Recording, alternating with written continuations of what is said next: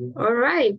I'm switching to English, and let's say that we can get this webinar started.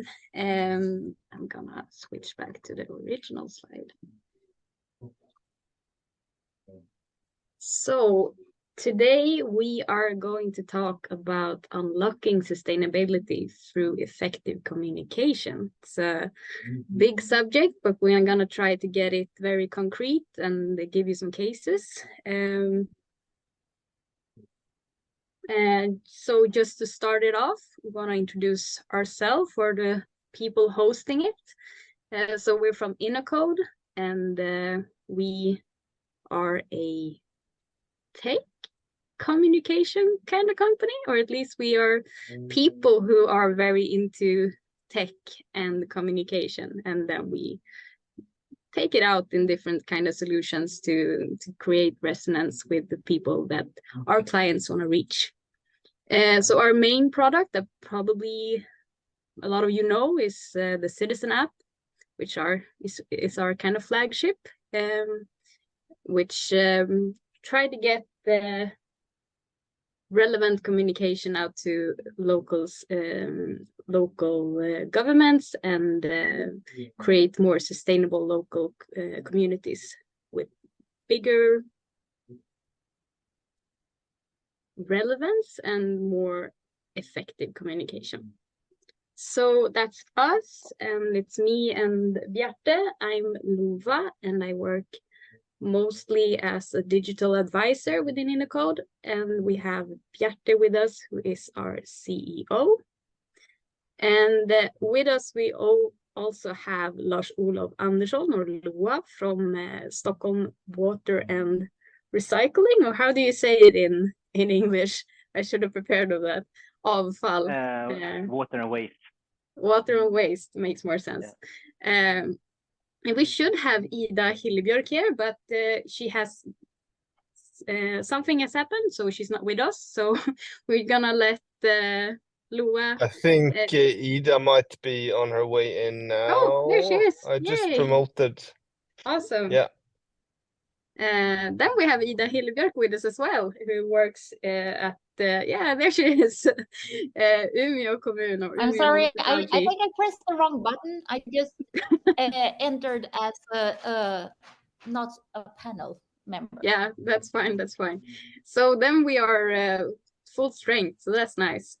So Lars Olov is going to talk about an app, and you're gonna talk about it. So I'm not gonna introduce it that much more, but it's a very interesting case about how you can get communication to solve real problems in maybe in kind of unexpected case. And then Ida is going to talk about their focus on positive or engaging communication within the climate and the environmental area in Umeå. And Bjarte is going to fill in with some talk about how we can get the individual to make the right choices for him or herself in the local community. So without further ado, no, if you have any questions, just ask them in the chat, and I will try to answer them or provide the questions for the panel. And then, Lars Olov, it's your turn. So yes, just let me know when you want to switch slides. Yes. We have a very interesting project in Norra Djurgårdsstaden, where we are evaluating how smart waste system and RFID technology can create a sustainable behavior change. And we have a very competent team with us in this. And what we did was that we tried to adjust this project towards the city's goals in waste management and how we should act on climate neutrality further do. So next, please.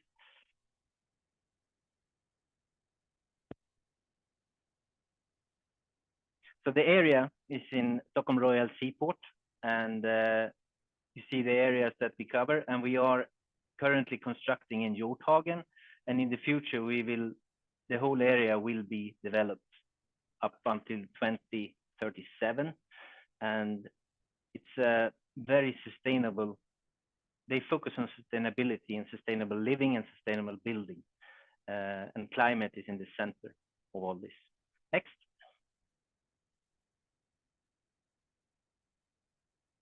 The system that we have here is a pneumatic vacuum waste system, and it's covering the area that we have marked in this picture, just to get an image of the area that we are talking about. Next. So the project partners that we have is that we are leading the project, and we have an association with Stockholm and Familjebostäder, where we have the property owners are within the project team, and we have the system provider who is also developing this app, which is called MVAC Reflow.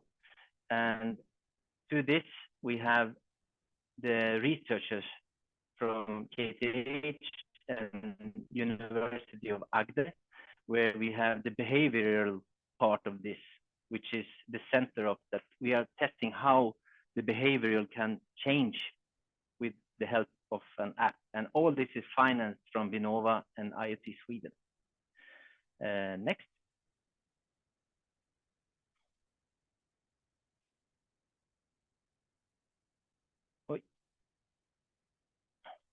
Just to let you know a bit about the waste disposal infrastructure that we are talking about, that we have a vacuum waste system where waste is transported in pipes below ground, and we have only inlets to where they can dispose. And we also have a public side where litter bins, where they can dispose waste when they are in the park and in the playgrounds. So it's a quite hidden infrastructure that few knows about. Hence, this is why I'm talking about this. Next. And these are the kind of inlets that are placed in the areas where people can go with RFID. So all the inlets are unlocked with RFID, which we will see in the next picture. So imagine a vacuum waste clean system that you have for your house, the central vacuum waste. This is done for the residential area. So to access the inlets, we have this RFID system that comes along with the pneumatic waste system. So each household has a key, so we know when they open, and hence we can start to measure the behavior from everybody that is using the system. And they have an ID, so we don't know who it is, but we know that they live in that area. So next. So this is the kind of a middleman, but we need to, our agreement, we need to work smarter, and you know, the digitalization, we need to draw the power of that. And all of the work that we are doing within the project, we have a target that we will have Stockholm's most happy end users for the waste management. And it's a project target, just on a side step on this one. So next. So the system that we are using to do this evaluation, and which we are also now introducing to all the residents down in the area, is an application that NVAC is developing. It's called MVAC Reflow, and the whole target with this, that this is a waste management guide where the vacuum waste system is integrated into. So the residents, they will show, they have the application, they can see where the inlets are the location of the inlets, where they are, if they are blocked. They can have snapshots of you are doing great, for instance. So we can nudge them, and you have season tips that the Christmas tree need to go to this location. So this is a kind of all guides for the vacuum waste in the vacuum waste system, but it also includes recycling areas and pop-up areas where we have. So this is a guide for the residents where to dispose all waste, basically. Next. this application it's showing how much you disposed of, and it's showing how you have done this month. And the application by itself is integrated in the inlet. So even if you don't have this application downloaded, you can scan the QR code and get in touch and report the problem. So it's a very, we feel that we have getting the information and the feedback that they're getting from the users at this point is that they feel they understand more. It's a bigger understanding for what we are trying to do down here, and they feel that we listen to you, that the feedback, we can get it instantly through this application. And the guide that we are developing now, it will be developed further during the project execution, where we integrate. So basically, what we are having in our mindset is an application like electricity have Tibber. We should have one for waste management. But this is a very good start that we are having. Next.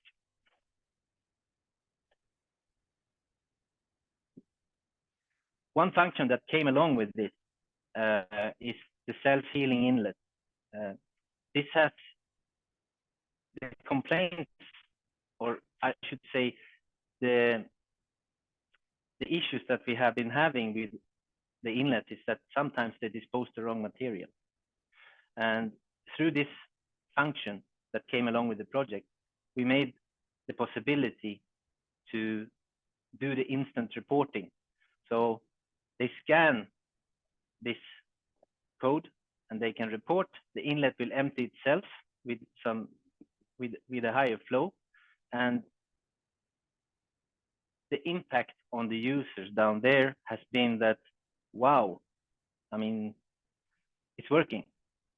So you can actually see the previous issue was that you had to make a phone call, you had to make an email, but this is an instant access to the system, and this is very interesting. This function is something, to me, has been working in this area for a long time. It's a revolution in a sense that you can get this instant.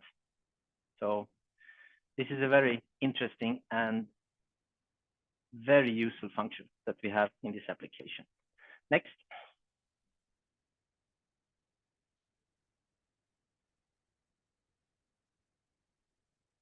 So the digital tools that we are using and having discussion with the behavioral scientists that we have that we have a few conclusions that we have made so far, that the feedback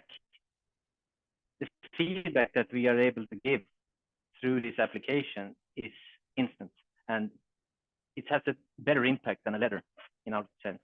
So interactive content, we can change it. We can be very direct in how we communicate to the clients. And sometimes we have seasonal, where to put the Christmas trees. So we can instantly push this in the applications. And we see a lot of potential towards rapid changes. If we have changes in legislations, we can push it through this. So, and of course, combined functions, the more we can integrate with others.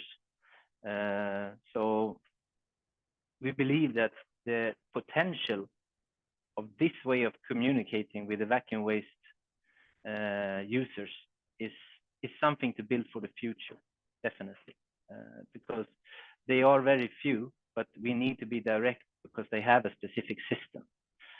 We see, of course, that we can develop this in other areas in Stockholm, and even other like environmental rooms, and I mean, potential is enormous the way we see it, and we learn a lot, and in the future we can develop a better way of communicating with the clients through this kind of applications. Next. So the reason this project started is that there was a pilot project where we tested this application, and there was 153 households and 40% joined, and the results were intriguing, which we're going to present here now. So next.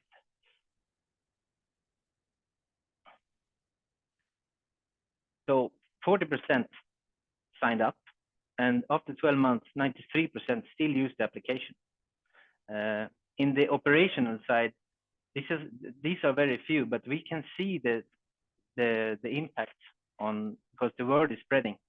So the mindset is very clear. We can see the residual waste has been going down ever since this, even when the pilot started. We can clearly see that the plastic and paper sorting has increased, and especially for the ones that use the app. So the behavioral scientists have been measuring this through the number of times the inlets have been used. And one also benefit, since this system is a kind of a hidden, it's very hidden, few knows how it works. We could really show everybody that this is a vacuum waste system, this is how it works. And this is how you can behave to make it work even better. So next. So the results from the pilot project that lay the base of what we are doing right now, that 170% increased usage of the plastic inlets, which means that they have went to this inlet to dispose plastic where they usually put it in the residual waste. Newspapers was plus 26%, and we could see that the residual waste in the vacuum system was reduced during this period with 4.5%. Now we are at 10% every year that we are going forward, which is very interesting. So the residual waste is going down and the plastic is going up. One good effect that we had, that the blockage inside the inlets, we call them malfunctions, and it was reduced in the test area with 55%. And this is a cost saving for the users. So they can see the benefit, and the customer satisfaction went up with 15%. And in the project that we are now executing, our expectations is even higher, because there is potential in the app that we are using. And it's the MVAC reflow that is the base of the whole project. So collaboration that we have with the KTH and the scientists around the behavioral and the suppliers, for us as a municipality, is very important to go forward. Very, very important. And we feel that these kind of collaborations, we need to, in order to meet the climate targets and the goals and everything, we need to increase them, you know, to make them that together we go forward. So that's it. Thank you. Yeah, it's a very interesting case, and I think it's a very nice example of like twin transitions, where you have the digitalization and the green transition, and how you can find like a sweet spot where you amplify it. So yeah, I think it's a very nice case, and we'll talk a bit more about it. But first, we're gonna invite Ida to share some of her experience. Let's see if my presentation wanna collaborate with me. So you're gonna take a bit different perspective, where Loa is very digital, or at least have one specific case. You have, let's say, a broader perspective on communication when it comes to sustainability. So take it away, Ida. Yeah, I like the pictures you chose.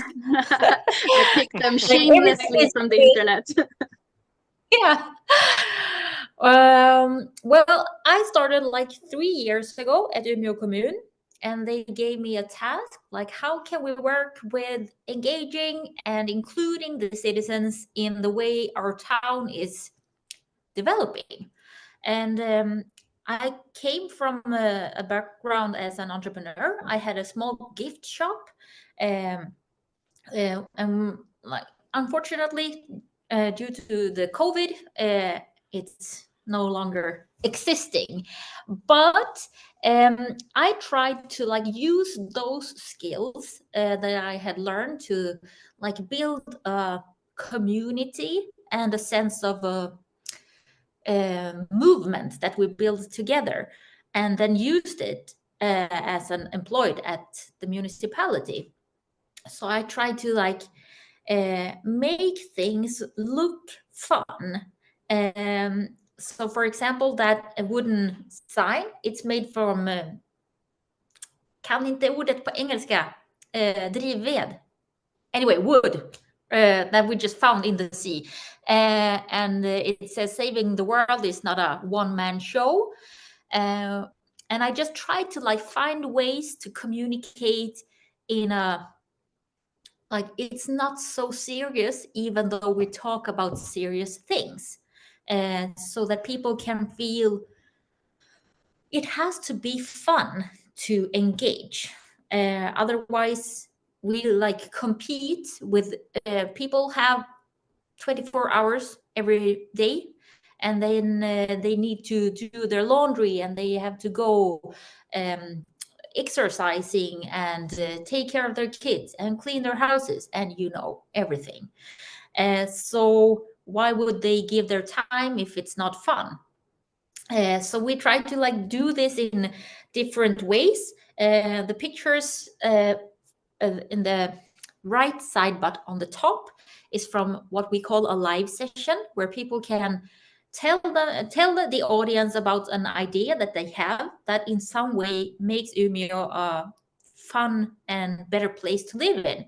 And then the audience can engage and like brainstorm and help this person turn this idea to reality.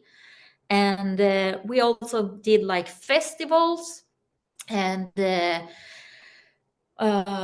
smaller events talking about how can you like take the train from Umeå out in Europe instead of going by airplane. And then we had a workshop session where we try to identify how can we talk about sustainability and environmental issues in a way that engages people. And then we ended up with a saying that I tried to use as a theme, and it said a good life in a climate neutral city. What is that? I mean, what is even living a good life? It's kind of a tough existential question, but I think we need to like have those conversations and help each other to find what it is for us as individuals. So then we have done things like events where you can just come and change clothes with each other, and just building the community and making people just be friends. And I try to do like YouTube videos asking people what is a good life for you. And the hard thing is that it's so you can just walk up to a person and ask them what is a good life, because I mean, I spend a lot of time thinking about it, but don't know what I would say. So it's that's the challenge, and I would like to find new ways to have these types of discussions. And what I would like to do now is to invite people to what I would call an after work, because the municipality has a stage and it's accidentally next to a bar. So I can invite people to the stage, and if they want to, they can just go and grab a beer or a sandwich or something, and we can just hang out. And then on the stage, I'm thinking about some kind of themed discussion. So one time it could be like about how we travel, and sometime about how to build a sustainable society, and sometime about how can we work with ourselves to identify what it means to have a good life. And then I want to end it all in a super traditional Umeå way, which is a quiz. Everybody in Umeå loves a quiz. And then we can have some kind of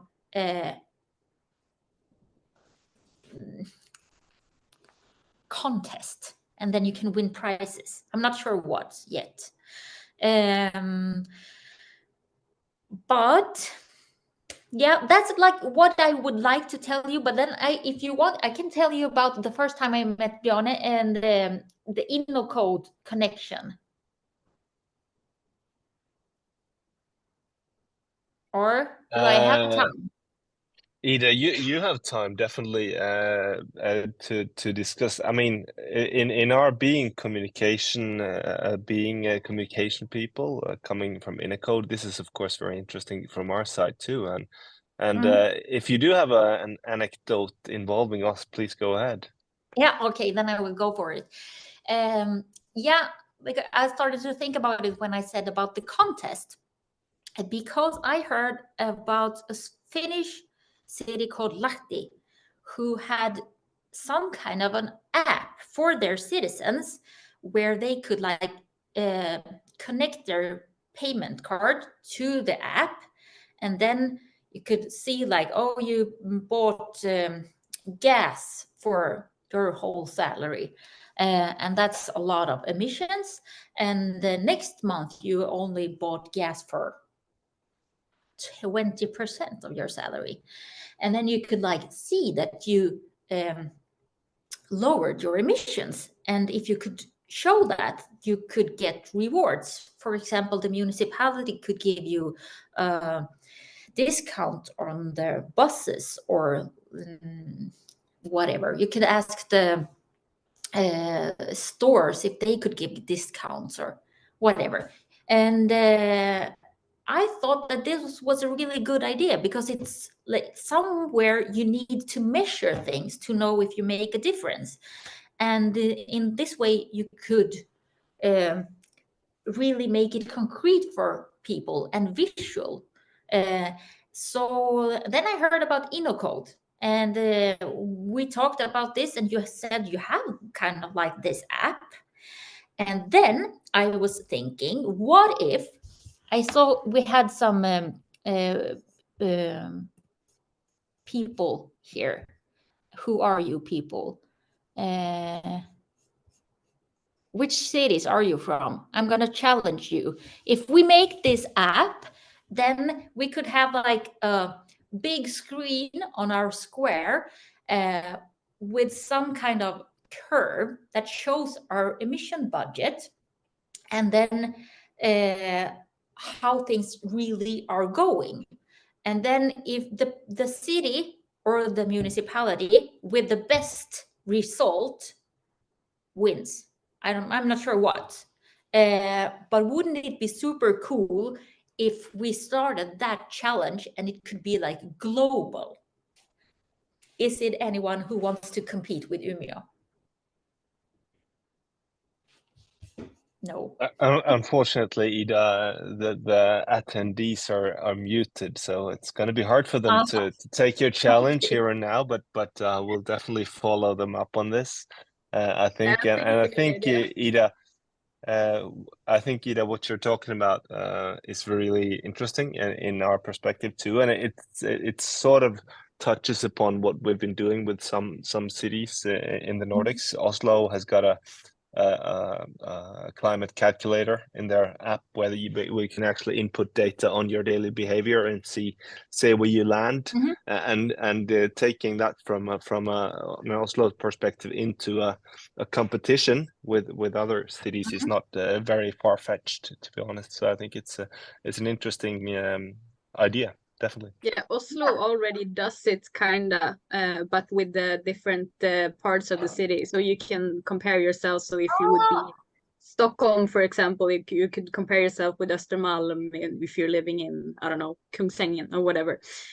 So yeah, so it's a very fun idea, and definitely I like what you're saying with making like this very big subject relatable and also kind of fun, or at least you have some kind of incentive to get going with it. So I like that. I don't know, Bjarte, if this is a good segue for you to speak a little bit, and then Well, we I'll can... try. I'll try. I mean, definitely both of these cases, they sort of touch upon issues that are really important to us when we work with our communication solutions. And as you know, we with Lua's case in Djurgården, I think these kind of service communication apps, they're really interesting to I would be interested in building even more communication on your solution, Lua, to actually be able to not only communicate about the waste and the recycling, but also other issues in the same environment. For those of you who know us, the app that Lua is showing is not from our solution at all. It's an Envac solution, but it sort of moves in the same area as some of what we do, I would say. So I think it's a really interesting case, and I think these sort of simple communication surfaces, interfaces, where we can actually communicate with our citizens on a daily basis, being waste or being physical environments, as Ida is talking about, and after work or whatever. It's not so different, is it? I mean, it's a digital interface or it's a physical interface where we can actually affect our behavior. We need to remind people what kind of choices we should make and what kind of choices we should consider and what we can earn from it, and how we can make it fun, as Ida is saying, or how we can make it valuable for us as individuals, but also valuable for the world, for the climate and everything. And just a couple of examples with the towns and cities that we're working with in just giving information that can affect your choices, I think is a good thing here. And we're doing this in some examples, as with Danderyd and Södertälje. We built this visualization of data here and now, real-time data on the traffic, on important roads in the area, and also on the public transport. So you sort of giving this information: is your train going in time, and is it really slippery and slow on the roads? Then maybe it's a good choice to catch the train today. So you're sort of opening up these and building these reminders on what's best for you today as an individual, and how can your choice actually affect a bigger picture too. We can have a look at the next picture too, Lova. And especially Södertälje, I think, is a good example of a city that's been working a lot with these data. How do we actually, by providing information, how do we actually make people's choices easier and probably maybe better? So just by showing where can I actually park, where can I actually charge my car, where can I actually do these things, it sort of changes the way we behave. Maybe we don't have to drive around to look for a parking spot. Maybe we know where to find it, and so on. And also for the recycling stations, I mean, sometimes I I go to the recycling station and there's a big queue, so it sort of makes my experience worse in this. So maybe next time I don't want to go. So just by providing this information, is now a good time to go to the recycling station? Just by providing this information in an easy way, we change how people behave, and that's got to be the sort of the target, I think. Yeah. Yeah, I agree. So we're gonna finish up with a bit of random conversation, or we're gonna talk from some questions. So we're all talking about communication in different aspects, but often when we are talking about sustainability, I feel that we reach the already engaged people. So like a question for you: how do we reach beyond the already engaged in this question? How do we get them involved? I guess all of your cases kind of answer this, but I want to hear your take on it. I think it's Either a lot you wanna about start? doing it. Yeah. Can you hear me? Yeah. Well, I think it's a lot about doing it and making it fun and like rewarding people and giving them an applause. I was thinking, Lars Olov, about your vacuum cleaner. I like the yellow, and it's like pop. What if you could do like? Have you ever been to Pinchos, the restaurant? When you go into their bathroom, there's a circus, like starting to, like, welcome. It's a circus director. Okay. Like, welcome to the bathroom, la la la la la. What if you could do something like that when you open the lids? And like, I'm It's not sure. like the talking litter bins that we heard about in the city. Yeah. This has been discussed because sometimes we are talking in a development in this project that we have entrance screens, and I mean talking inlets. Yeah, it's quite interesting. You know, if you can have a detection saying, "Oh no, this is not the right fraction. Go to the next inlet." Yeah. Or But, like use mhm. Pokemon Go. Could you put the Pokemon inside the lids and like you have to find it somewhere? I'm not sure, but I'm just thinking. Just because it's important doesn't mean that we have to do it in a serious way. I mean, I need to mention this. I didn't show a picture of it, but they had this. We call them the waste monsters. So each fraction has its own monster. So that was a very successful thing that they did, where it attracted the kids because the inlet was in the mouth. So we have a wall on that, but it's a separate project. But it was a really funny thing, and they had competitions to give them names and everything. So it was really. And I really like the campaign Håll Sverige Rent, where you can like order plastic bags and gloves and whatever, and then the campaign is like they turn the kids into superheroes, like be a part of the movement and like get out. One day every year you have this.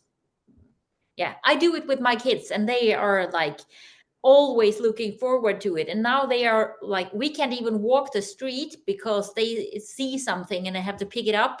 And like, you have to take care of the environment. Yeah, that's a good example of how you get some new people engaged. Bjarte, do you have any takes on how we can engage the non-engaged? No, but we see this quite a lot when we talk to municipalities around in the Nordics and even outside of the Nordics, where they built these sort of these portals for citizen engagement in different perspectives, both on sustainability, climate-wise, and also sustainability, social sustainability. But we build these portals of engagement platforms that are being visited. It's like a one-way traffic. You need to be interested to go to this platform. So it's a really, as you say, Luva, it's an engagement of the engaged quite often, and those who return to this platform is of course those 5% who are really into this question. Yeah. So what our way of discussing and our take on this, of course, is a bit like what Lua is saying. Okay, if you have a necessity in a platform, this is something you need. You know, this is, I want to know when the library is open, or I want to know how to empty my trash in the right way. If you can build this sort of engaging communication outbound on this necessity, then you have a channel, then you can actually reach people, and you don't always have to trust the individual to come to you, but you need to turn that around, I think. So, yeah, and then you can also reach out with like Ida's like physical engaging conversation, those things that I would never in my life even think of existed. I don't think it does in Norra kommun anyway, but if I lived in Umeå, I don't think I would have it in my mind that I was going to go to a conversation about what is a good life. But if I had that in my app where I figure out my waste needs or whatever, that, as you say, that is a necessity, and you come to it and you build a user habit around it. I think it's a way to reach people who are not engaged. The question is so big, so we have categories: need and nice. I mean, you have the needs, but sometimes the nice thing is the one that's gonna draw the people to us. Definitely, Yeah, and I think just combining these is need and nice. It's a difficult choice at the time, because from the municipality side, we need to make the need come first, and the nice is very, very, very much second, because we have so many to communicate with. So, I mean, good. the potential is enormous. That is my take on this. I mean, for sure. Sky is the limit. I think we are going to round this up about now, so we keep our time limit. I want to thank you guys for joining today, and as always, the time flies.